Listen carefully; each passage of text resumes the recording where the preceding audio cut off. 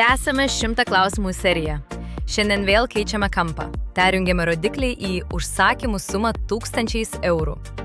Žiūrime, kurios rinkos mums generuoja didžiausią apyvartą milijonais. 21.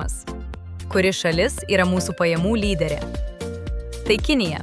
Čia sugeneruota net 1,6 milijono eurų. 22. Kas seka iškart po jos? Jungtinės valstijos su 1,5 milijono. 23. Kokią sumą pasiekėme Brazilijoje? 0,7 milijono eurų. 24.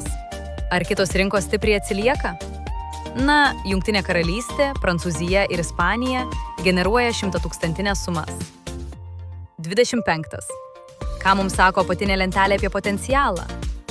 Matome, kad visos šalys auga, kai kurios netgi dvigubai, Belgija ir Australija su 105 ir 104% nuo praeitų metų.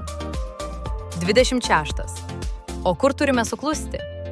Lentelė top prarandami rezultatai rodo šalis, kur apyvarta neauga taip žymiai, bet net silpniausiai auganti Lenkija užaugo beveik 50%. 27. Kodėl Kinija ir JAV taip stipriai dominuoja? Nes čia daugiausia užsakymų. Nors Ispanijos vidutinė krepšelio suma net dvigubai didesnė, užsakymų kiekis daro didžiausią įtaką.